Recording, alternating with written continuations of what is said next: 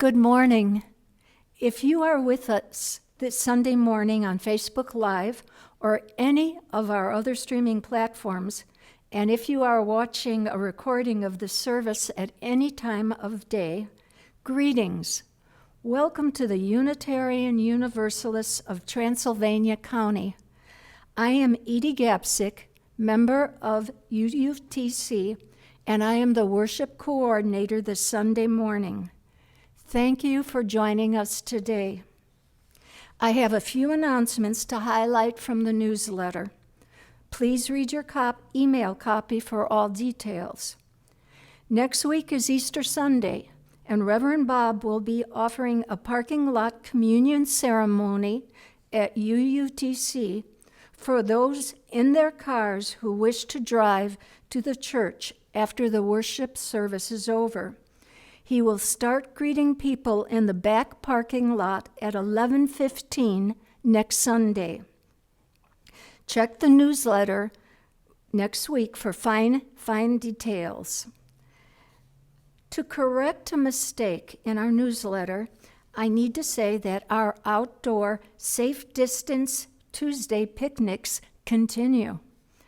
Fellowship on the Green is for anyone who wishes to come with their mask and a packed lunch to sit and chat with others around the circle of chairs and picnic tables between 11:30 a.m. and 1:30 p.m. Thank you for joining us in this sacred place during these troubled times. From the safety of your homes in a community consecrated by our presence and our commitment. We are a welcoming and inclusive congregation. We invite your participation and welcome you, whoever you are, without regard to your race, color, age, sex, gender orientation, politics, or abilities. We require no creed or particular religious belief, asking only that you bring your goodwill and an open heart. Our mission is to support individual spiritual journeys and to promote social, economic, and environmental justice. To any guests or newcomers we have watching with us today, thank you for taking a chance and taking the time to find us online and join us for worship. And to our members and friends, please use the chat to commune with each other, to reconnect as a UUTC family, and to express your appreciation. Our call to worship is Barry Manilow's song, I Made It Through the Rain, brought to us by Julie Berger. Please relax and let the music lead you into the spirit of the worship service.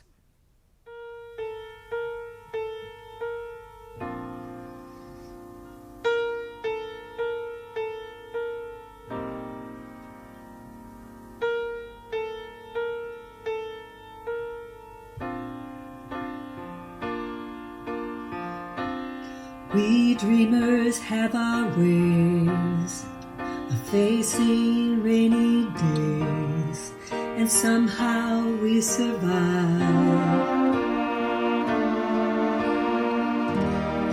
We keep our feelings warm, protected from the storm, until our time arrives. Then one day the sun appears, and we come shining through those lonely years.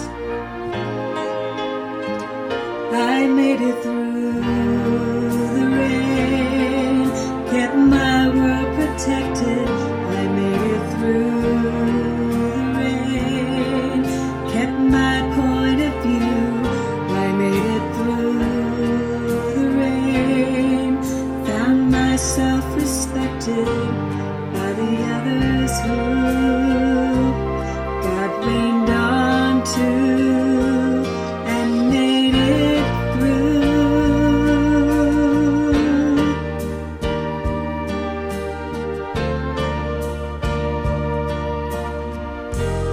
when friends are hard to find and life seems so unkind, sometimes you feel afraid. Just aim beyond the clouds and rise above the crowds and start your own parade. 'Cause when I chase my fears away, that's when I know that I can finally say I made it through the rain, kept my world protected.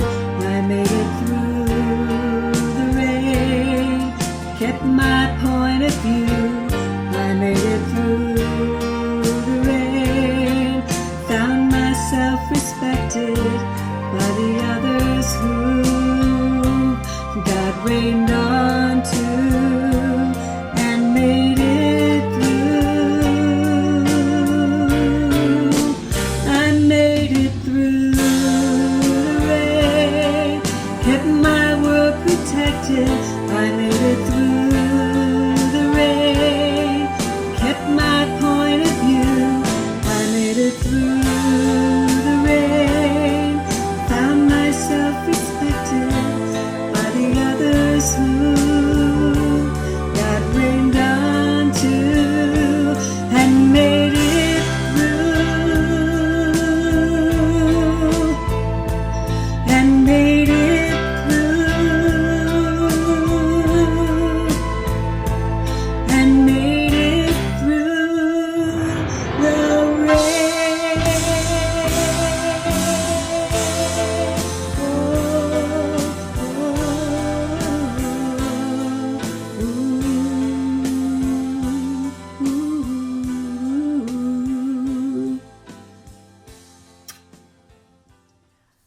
Our opening words were written during the pandemic for the Jewish observance of Passover, which began last night. The author, Elizabeth Mount, is the minister at the First Unitarian Universalist Church of Indiana, Pennsylvania. They graduated from Meadville Lombard Theological School in 2018.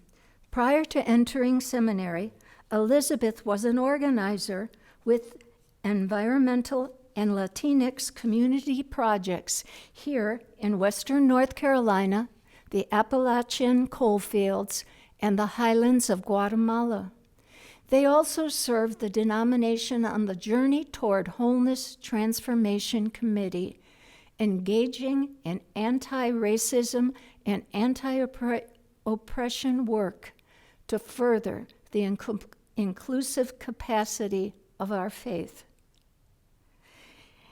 I'm going to invite you to join in saying the word Dayenu with me when I simply just raise my hand. Dayenu means it would have been enough in Hebrew. In ancient times, they said Dayenu.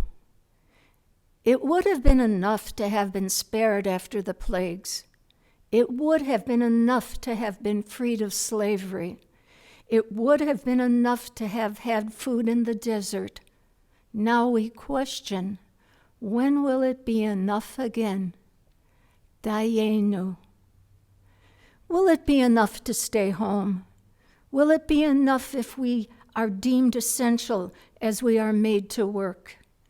Will it be enough to wear a mask as we go to the grocery, to the office, to the gas station? Will it be enough to keep us well in the midst of plague that has not yet passed over? Now we wonder, worry, wish for answers. Dayenu. It would have been enough. It will be enough again. If the story of Passover is told and teaches us how to live in this time, it will be enough. If the stories of our ancestors bring us hope for tomorrow, it will be enough if we join together in remembering that we all come from people who have survived again and again. It will be enough this year, as it is each and every year. Dayenu, it will be enough that we are together today. Come, let us worship together. We will now light our chalice, and then I will read 453 in our hymn book, the words from the Passover Haggadah.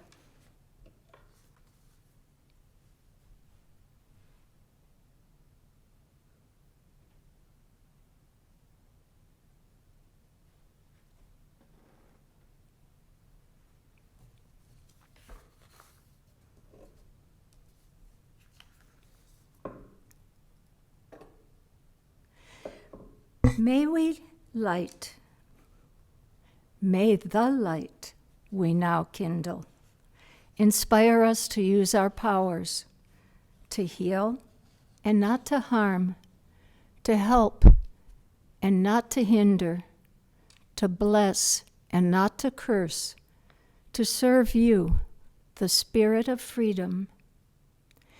Please join us in our first hymn of the morning, number 389, Gathered Here. The words will be on your screen. Gathered here in the mystery of the hour, gathered here in one strong body, gathered here in the struggle and the power, Spirit, draw near. Gathered here, gathered here, gathered here, gathered here, gathered here in the mystery of the hour, gathered here in one strong body, gathered here in struggle and the body, gathered here in the struggle and the power, gathered here in the mystery of the hour, gathered here in one strong body, gathered here in struggle and the body, gathered here in the struggle and the power, Spirit, draw near. Now comes the time in our service when we have the chance to share our joys and sorrows. We believe that joys are magnified, worries reduced, and grief eased by sharing them with this beloved community. I invite those who are watching this on Sunday morning to participate by typing any joys and sorrows you would like to share in the comments of the streaming platform that you are seeing. I won't see them, but will include a candle for them at the end.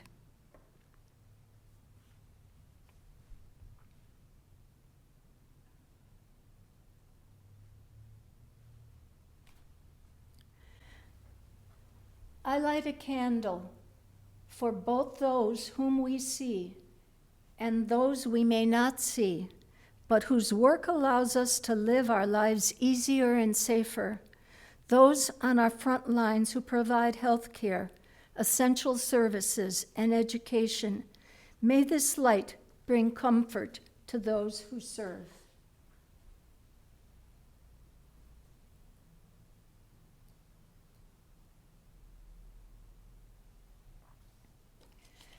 I light a candle of gratitude for those who work tirelessly to research and administer vaccines. Their efforts and commitment bring new hope, a gift we have been offered after the past year of fear. May this light bring honor to those who serve at each step of the vaccine chain.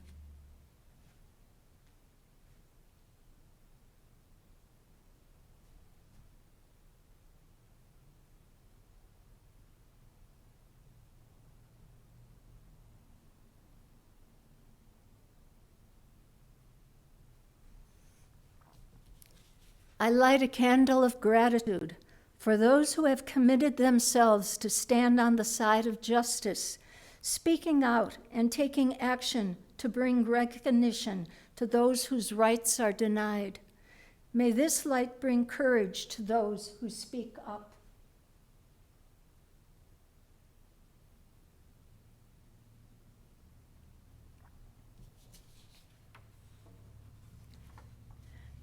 I light a candle for those prayers lifted up in the chat box by those at home. We hold them in our hearts.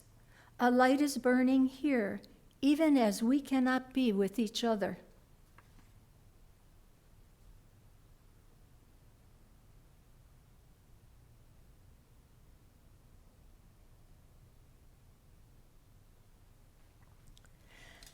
I light a candle of gratitude for those grieving a loss of someone dear.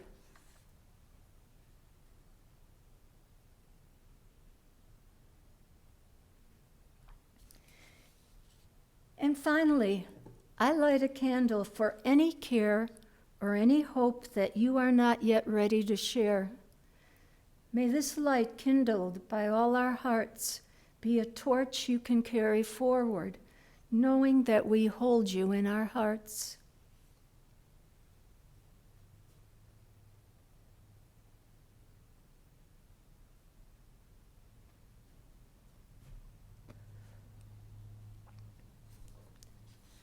Let us hold these lights and prayers in our hearts as we listen to Julie Berger's musical rendition of Though I May Speak with Bravest Fire.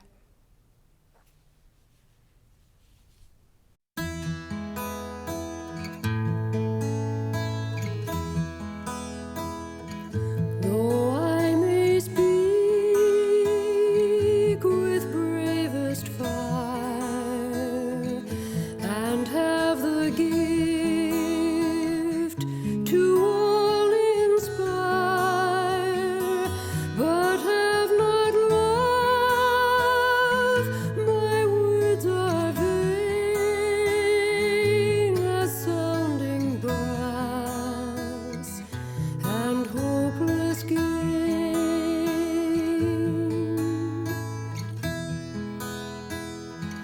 Though I may give all I possess, and striving so my love profess, but not be moved by love within, the prophet soon turns strangely thin.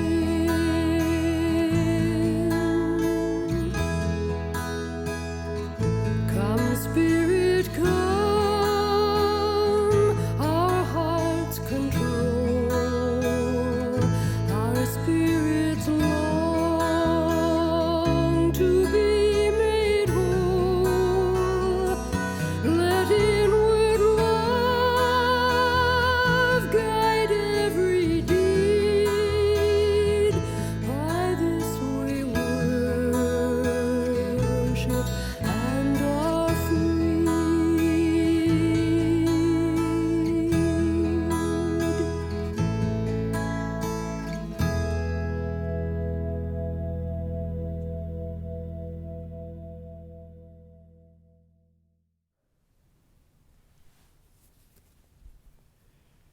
Thank you, Julie Berger, for the beautiful music you're providing for this morning's service.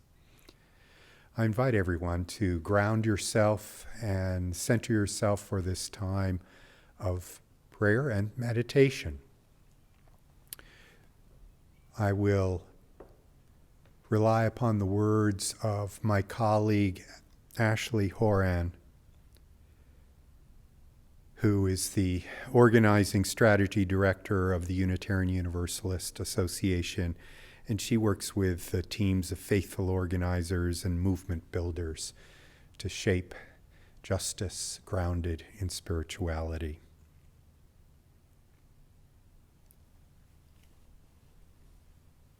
How is it with your soul? This is the question that John Wesley, an Anglican priest and the founder of Methodism, was known to ask participants in small reflection groups. I ask this because for me this has been the hard week. So, how has it been with your souls?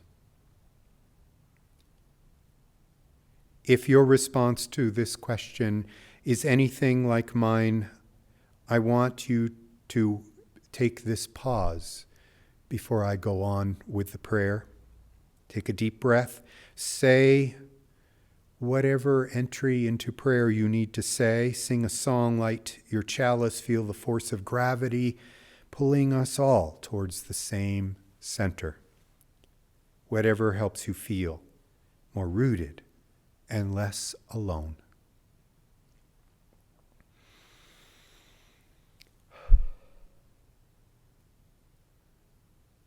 Once you are ready to feel that rootedness and connection, hear this.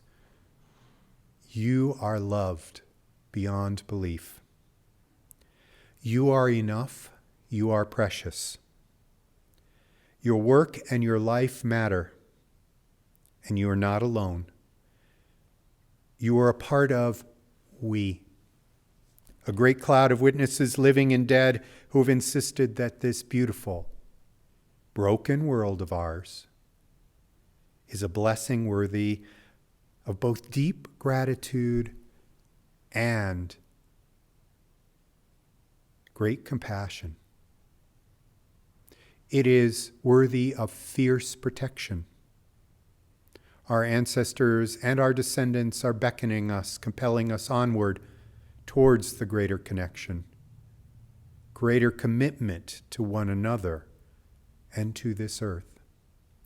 Together we are resilient and resourceful enough to say yes to that call, to make our lives work in 1,000 different ways, knowing that we can do no other than bind ourselves more tightly together and throw ourselves into the holy work of showing up again and again to be part of building that world in which we dream, but which we have not yet seen.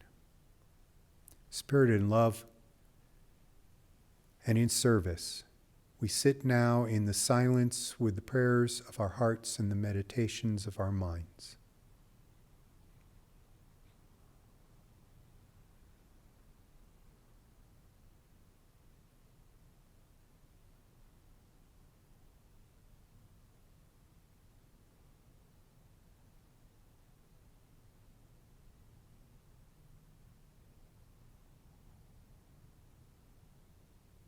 Amen and blessed be. Before I go on to our reading, I would like to say that those words particularly stuck to me, knowing that it is this week International Transgender Day of Visibility. And that prayer of our commitment, that prayer of we are deeply loved, goes out to all who are grieving the awful injustices of states which are trying so desperately to push back on the rights of those who are transgender. May we take a moment of prayer again, not just on this Sunday, but on the 31st,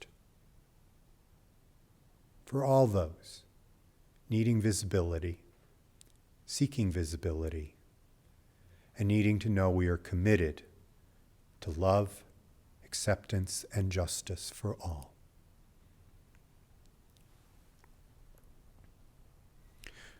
The reading I've chosen for this service is from our hymn book, and I have gone to this particular reading before and will again.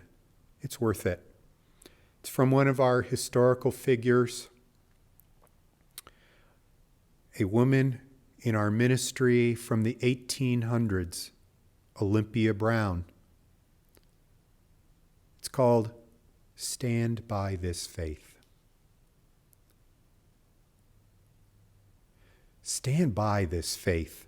Work for it and sacrifice for it. There's nothing in all the world so important as to be loyal to this faith, which has placed before us the loftiest ideals, which has comforted us in sorrow, strengthened us for noble duty, and made the world more beautiful. Do not demand immediate results, but rejoice that we are worthy to be entrusted with this great message, that you are strong enough to work for a great true principle without counting the cost. Go on finding ever new applications of these truths and new enjoyments in their contemplation, always trusting in the one God which ever lives and loves.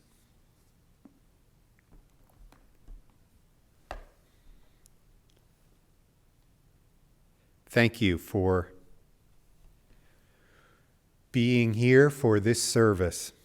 Thank you for being committed in whatever time you have set aside to ground yourself, to connect again to spirituality or the truths or the meanings which bring something of courage to you, reassurance to you. When we talk of today's sermon, I know that it is not easy. It hasn't been easy for a year to stay connected to church. Thank you for doing as you have. And so this sermon is titled, "If It Were Easy, We Wouldn't Need the Courage of Commitment." And that applies to our religion, and that applies to what we lift up as a value and a voice in the world. I've seen the commercials on TV, the ones that had the easy button. You could buy from that store and it was just so easy. Just push that button as if you were walking up to the counter of an old-fashioned general store and hit the bell, where someone would come out and figure out for you where everything was and bring it right to you. I suppose there are folks who are wistful about that kind of service, and there are still places to go. I have been in a store in Brevard in which, yes, the proprietor was ready and willing to look on the shelf or in the back for exactly what I had hoped for. That made it easy. In religion, I have said before that our role isn't so much to make your life easy, but rather to understand that you are in deep waters and our job is to help you swim. It takes every one of us with the efforts that we need to do. It takes me as your minister to be committed to bringing words forward to each sermon, or just a thoughtful piece to the newsletter. It takes those who are unseen in this service, who have prepared and made this possible. It takes many people that we do not see. The commitment of those who are right there throughout emergencies. In the midst of great storms that we have experienced, I heard the sirens going down the main road. In the midst of a hidden issue where I live, a water main had broken, and at 1:30 a.m. in the morning, crews were there to keep that precious substance from draining the great towers filled with water. It takes a certain amount of commitment of all of these essential workers around us or in our midst, right here among us. We know this. We see the people coming and going from work if we are at home retired or working distantly. We know that when we call our doctor's office, somebody will be on duty to catch the message. We know that when we go to the grocery store, it's being stocked, perhaps into the night, wiped down and sanitized when we're not around, or even in the midst of our time there watching someone doing that. I feel a great debt of gratitude to everyone who has shown commitment in a year of a pandemic to make things just keep going as best as possible and oftentimes beyond expectation.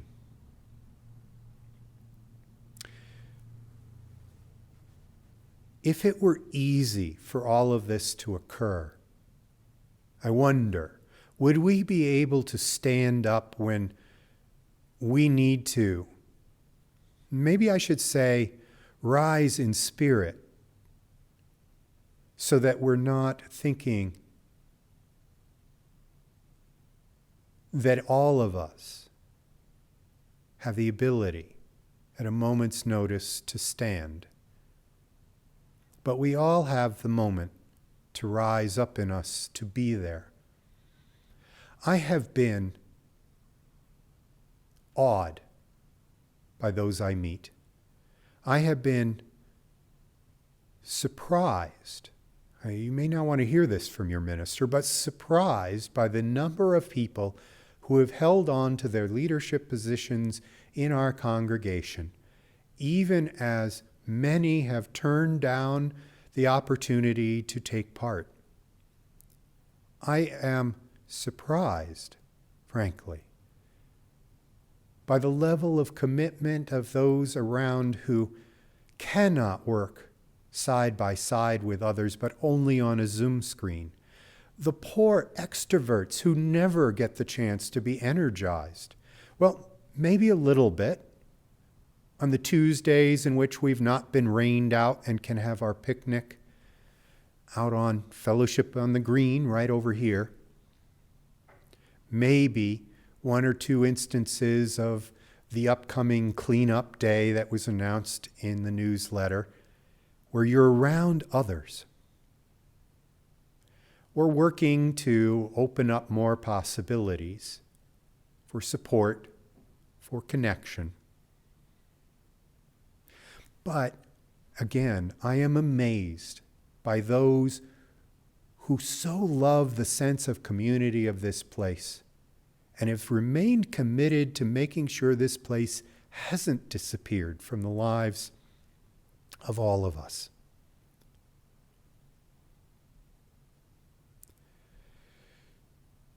I am worried, though. It seems that in our society there are those who are using this quick opportunity wherever they can find it to roll back voting rights and accessibility.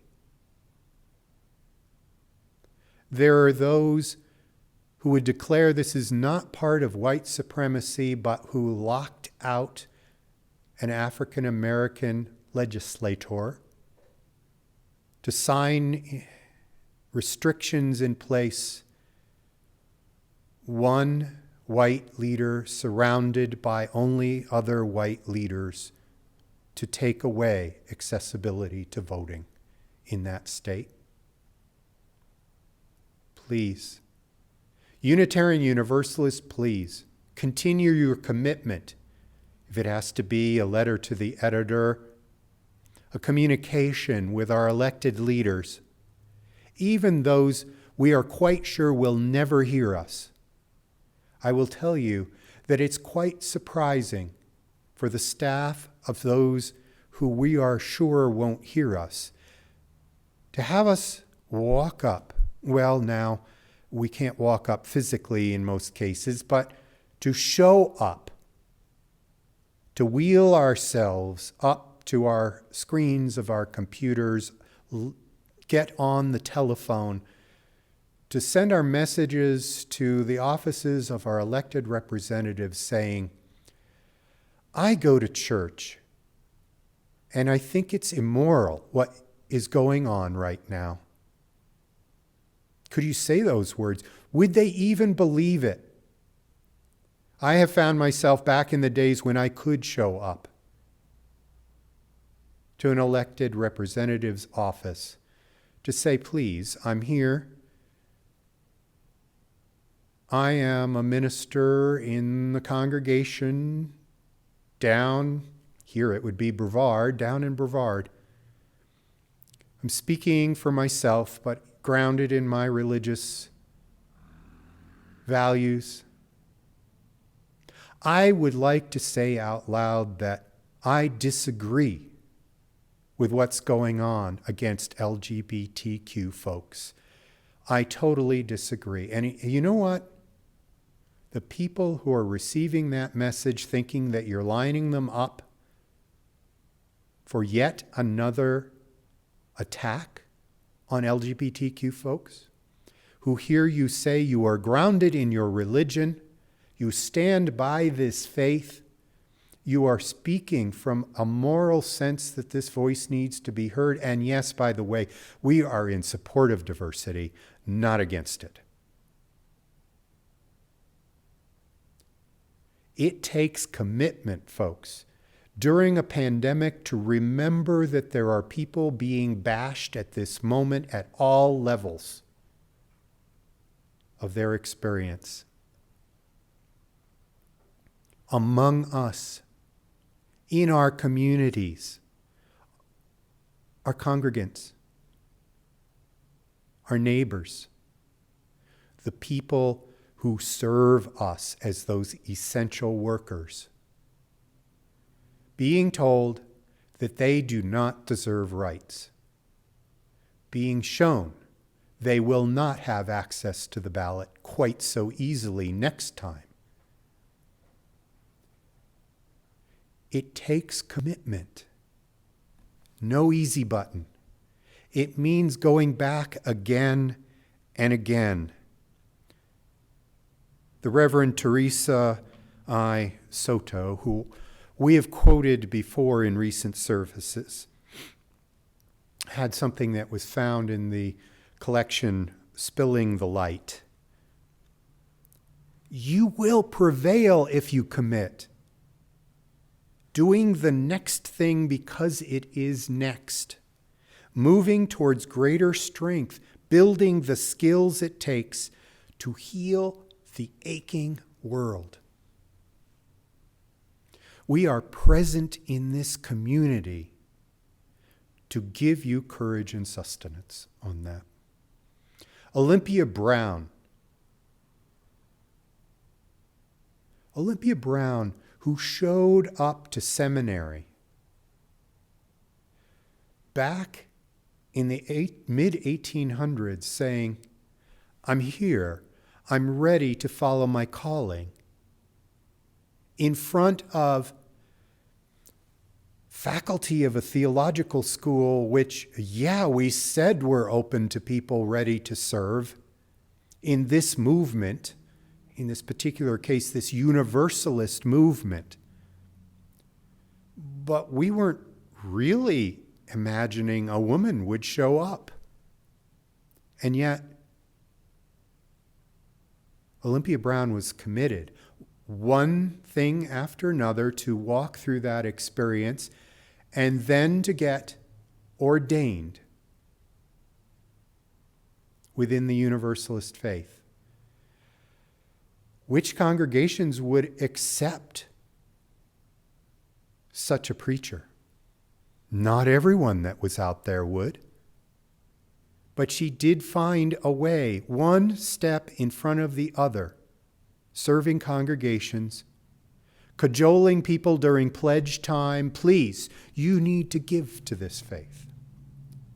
Olympia Brown ended up from Connecticut to Wisconsin and serving Unitarian Universalist congregations nobly, just taking one step at a time, and despite all the resistance, continuing against the headwinds. We inherit a faith that was pretty much always a heresy. From at least 300 AD forward, our faith has not always been embraced in the communities in which we have been planted. Our ministers, and I know this from personal experience, are not necessarily invited to coexist with other clergy in one place or another. Mostly I get to. But I know that there are some religions which don't want their minister to associate with a Unitarian Universalist. But I will go step by step in building the bridges that our message will indeed be out there in Transylvania County. Oh no, I did it again. I talked about this as if we were step by step going against a headwind. And yet, I know very well I have colleagues who are rolling, pushing a control on their motorized wheelchair to get us there. I am committed to recognizing the many in our midst of varying ways of being able and not, and to recognize that I am temporarily able, because I don't know what will happen next. And yet I slip up. Your minister slips up, fully committed to diversity and the recognition of those who may not be easily seen. And yet I use the vocabulary that is a slight. My apologies. When we do this, when we have the commitment to go the way we need to do and we make a mistake, may we say, ouch, when it hurts, and sorry when we realize we have not lived up to the commitments that we have expressed. No easy button, folks. And the people that we meet on the path who are not so far along, the folks who are philosophically not yet where we would hope society would be, may we have a bit of compassion as we approach them in our commitment, not to bash where they are, but take things from where they are with the best intention to move minds and hearts to where we're committed to going. This is just the stamina of a commitment.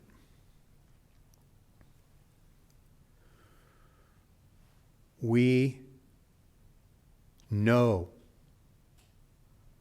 during this time of Passover and the Jewish neighbors we have here in Transylvania County, this is the time in which a commitment is shown, a deep meaning in repeating the questions at the Seder. Why do we do it this way? To leave a chair open for the mystery guest, the Elijah, to come in. The ways in which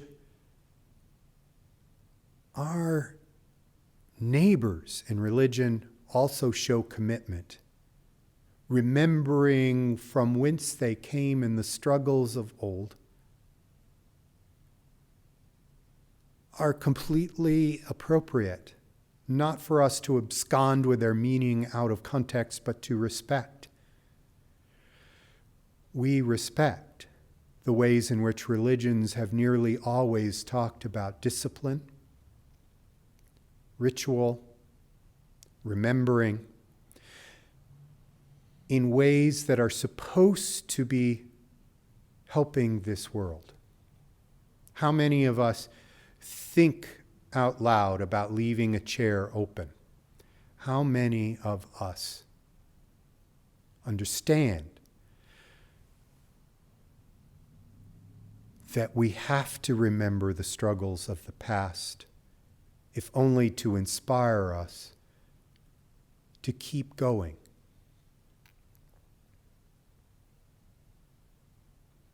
I take seriously the ways in which the stories of each of the religions expressed in Transylvania County and beyond, like Unitarian Universalism, demand the level of commitment. I know that some talk about the commitment to show up on a Sunday and even in the face of a pandemic have been there. Folks, I can't go there with you. I cannot invite you when we are as a nation just barely getting to a first shot for 25% of people. In this county, we've had so many shortages. I cannot invite you into this space yet. We will reanalyze in May and see how we're doing then. We'll look at things. But I know there are those from other traditions who show up in their spaces. I'm asking a different kind of commitment, not a death-defying wish. But truly, I am good at doing memorial services. I just want you to wait until it's your time. What I do want you to understand is even if you can't be in here and have the physical closeness that gives you courage, would you please invite me over for a porch visit where you can talk about your commitments. You can talk about where you want to go with them. You can talk about what you love about this place and the hopes you have for UUTC, the Unitarian Universalists of Transylvania County, together. To what are we committed? To what do you wish? We would remember it is not easy, but together we can get there. This pandemic has seen only slow progress. Although we may declare it a miracle that vaccines were developed within the time period they are, it seems so slow to move to the stage that we all wish we could be at. Our society, after years of thinking that civil rights legislation from previous generations who have passed on need our commitment to bring us back to that. The surprise, we need to go back in time to remember the commitments to move forward even today among new generations who would willingly sign away civil rights or access to voting or the rights of those with identities to which they are uncomfortable. Somehow it became in America, once again, that those who make some of us uncomfortable need to be invisible, excluded, put down with insults. We will very slowly work back, and work forward again. Easy button or not. Call on each other whenever you may be afraid. To end my sermon, I quote the words from Israel Bafardi. This is somebody who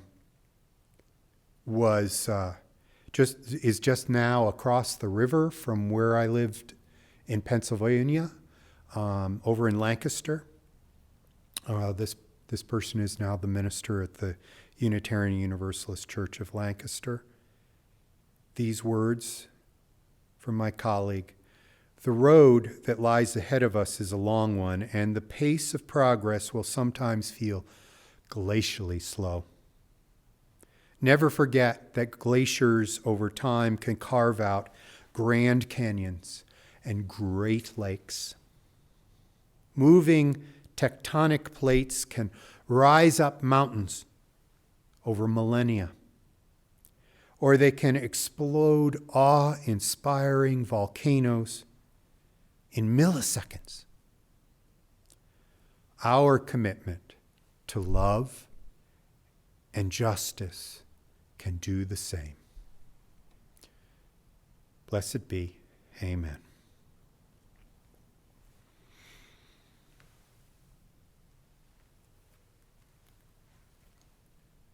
At this time in the service, I remind you that we rely on your regular commitment, your time, your talent, but yes, your treasure. Though we cannot gather to pass this basket, imagine it going past your place where you are now. Hit a button to make a donation. Find your stamp in whatever way, because what you give with love, we receive with great joy. And we say thank you.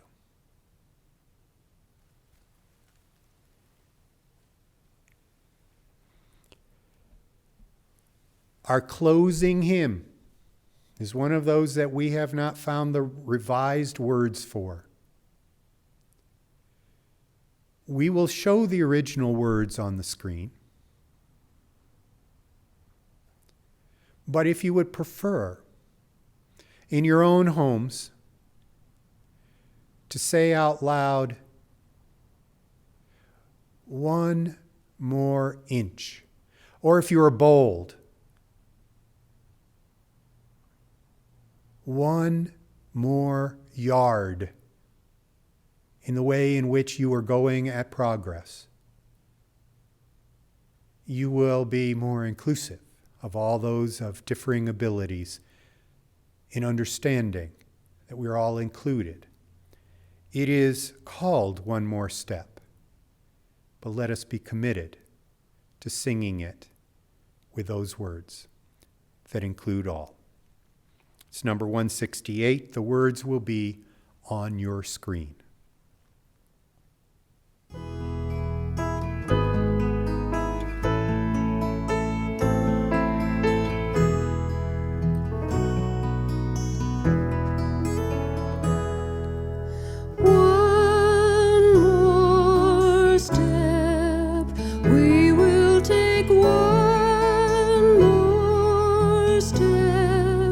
Till there is peace for us